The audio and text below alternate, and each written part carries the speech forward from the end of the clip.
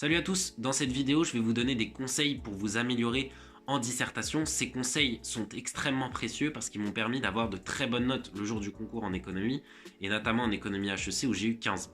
Ces conseils ils sont issus de quoi? Ils sont issus de mon expérience personnelle, de mes expériences et notamment des rapports de jury que j'ai lus et que j'ai analysés. Pourquoi? Parce que les rapports de jury nous permettent de voir ce que les jurys attendent de nous dans les épreuves. Tout ce qui est dit dans cette vidéo est retranscrit sous forme écrite, donc vous pouvez avoir un rendu écrit en cliquant sur le lien dans la description sur le kit de survie. Vous n'avez plus qu'à rentrer votre adresse email et je vous envoie un kit de survie avec des méthodologies sur toutes les matières. Donc, commençons tout de suite. La dissertation, comme vous le savez, est composée, et notamment celle d'économie, est composée de 4 parties. Une introduction, un plan, un développement et une conclusion. L'introduction, parlons de l'introduction. L'introduction commence par quoi? Votre copie commence par quoi? Par une accroche.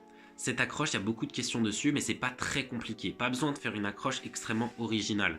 L'accroche, ça peut tenir en des faits historiques ou de l'actualité par exemple, et ça peut être très bien. Le tout en fait, c'est de rentrer, de faire une première approche avec le sujet et d'emmener le correcteur vers le sujet. Donc il faut que l'accroche soit en rapport avec le sujet. Il faut qu'on sache où est-ce que vous voulez en venir à travers cette accroche. Donc ça, c'est important. Ensuite vient la problématisation, la deuxième phase de l'introduction. Et cette phase, c'est non seulement la phase la plus importante de l'introduction, mais c'est également la phase la plus importante de l'entière dissertation. Je vous mets un rapport de jury pour montrer l'importance de cela. Vous pouvez faire pause pour l'analyser. Donc, pourquoi la problématisation, c'est important? D'abord, je dis problématisation et pas problématique, parce que j'entends souvent problématique et j'aime pas le mot. Problématique, ça fait très question. Or, ce qu'on attend dans une problématique, c'est le reflet de votre analyse de sujet. Et c'est ça véritablement qu'on attend, parce que en fait, c'est la tournure que va prendre votre copie.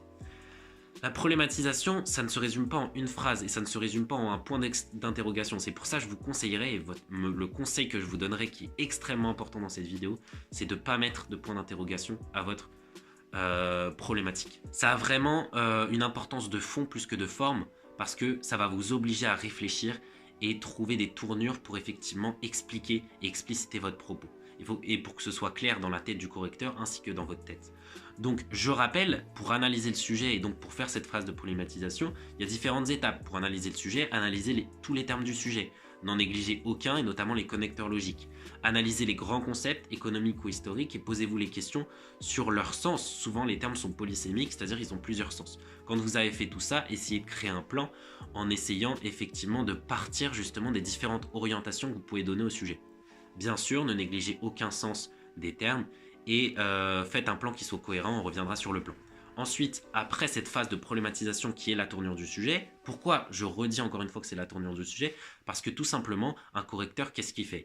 Quand il regarde votre copie, il regarde votre problématisation ou votre problématique, il regarde votre conclusion et il sait directement s'il vous met la moyenne ou pas. Donc c'est pour ça que c'est très important cette phase de problématisation. Ensuite, après ça, dans l'introduction, il y a l'annonce de plan, mais je ne vais pas m'éterniser sur l'annonce de plan parce que vous savez, je pense, annoncer un plan. Quoique, il y a un certain nombre d'élèves qui font 10 lignes pour annoncer un plan. Essayez d'être clair et concis dans votre annonce de plan, ça suffira amplement.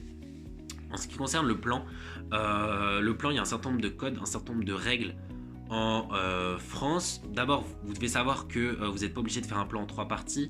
Les plans entre 2 et 4 parties peuvent avoir 20 et peuvent être appréciés aussi.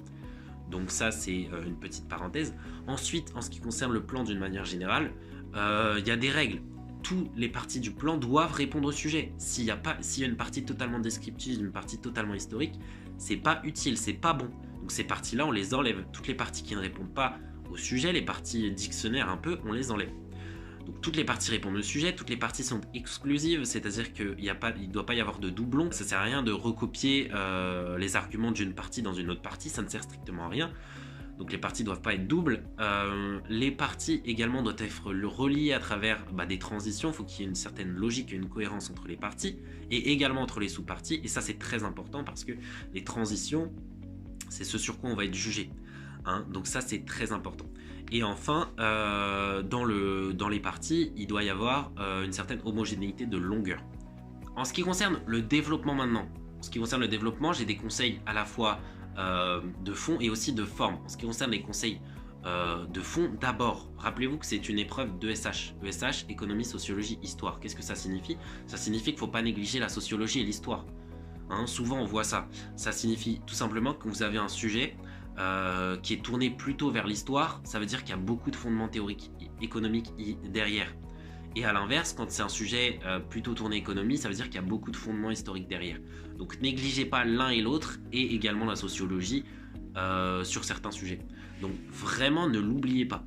Deuxième chose, en ce qui concerne les théories économiques. Ce qui est important et ce qui revient souvent sur les sujets, c'est qu'il y a un manque de connaissances précises sur les théories économiques au détriment d'un certain catalogue, d'un aspect catalogue que les étudiants ont, c'est-à-dire qu'ils connaissent énormément d'auteurs, ils connaissent les dates d'ouvrages, etc., et le nom des ouvrages, mais ne connaissent pas ce qui est dit. Et c'est un problème parce que ça fait catalogue, vous ne connaissez pas les fondements et finalement vous arrivez à faire quelque chose qui ressemble plus à justement une démonstration d'éloquence et de connaissance. C'est pas du tout ça, l'épreuve. L'épreuve, c'est d'avoir des fondements théoriques précises. Donc c'est pour ça que je vous conseillerais plus que tout d'aller vers les auteurs très connus, les auteurs très classiques, les auteurs classiques, néoclassiques, très contemporains, qui ont fait leurs preuves. Plus que sur les nouveaux auteurs qui certes peuvent apporter une certaine originalité, et qui peuvent vous démarquer, mais qui, si trop rapprochés en fait des auteurs très classiques, ça fait quelque chose de très bizarre. Rapprocher un Keynes avec un nouvel auteur contemporain de 2018, ça fait quand même quelque chose d'assez bizarre. Voilà. En ce qui concerne également le fond, je vous conseillerais bien évidemment d'apprendre tous les chapitres de l'année, ne faire d'impasse sur aucun chapitre et notamment de première année. Faites attention, c'est pour ça que dans mes vidéos j'essaye de faire des vidéos sur la première année, allez les voir si c'est possible, sur la croissance notamment.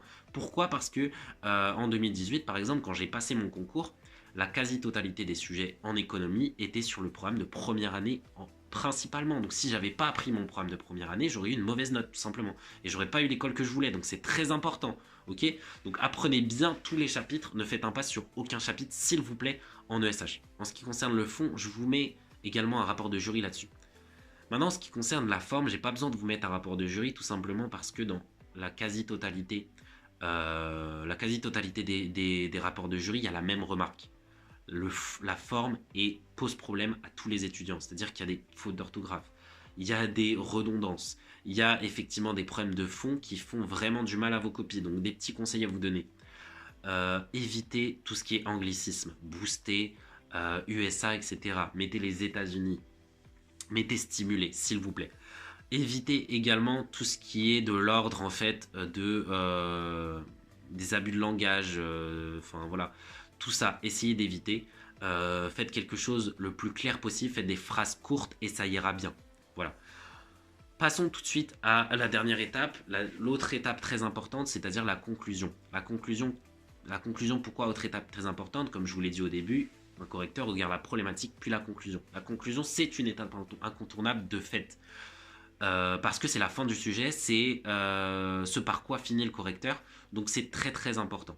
Dans la correction, c'est composé de 3 parties. D'abord, une première partie dans laquelle vous allez faire une sorte de compte rendu sur ce que vous avez donné, ce que vous avez produit en développement et en problématique.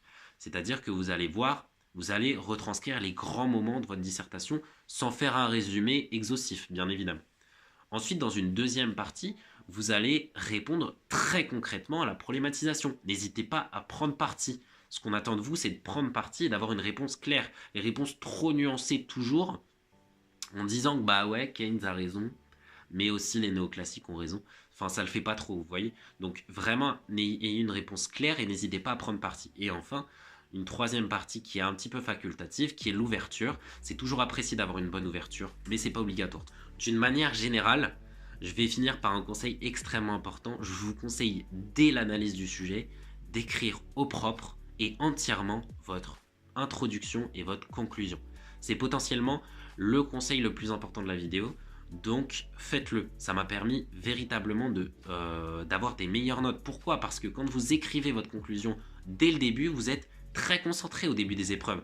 Donc vous avez une introduction, une conclusion non seulement qui est cohérente parce que vous les rédigez à la suite et avant de rédiger votre développement, mais aussi parce que vous avez une orientation générale sur votre sujet et vous savez ce que vous allez dire à la fin. Vous savez où est-ce que vous allez et où est-ce que vous partez, d'où est-ce que vous partez, pardon.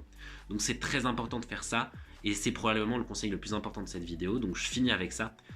Je vous retrouve très bientôt pour une prochaine vidéo. N'hésitez pas à partager la vidéo, à liker et à commenter cette vidéo si vous l'avez appréciée.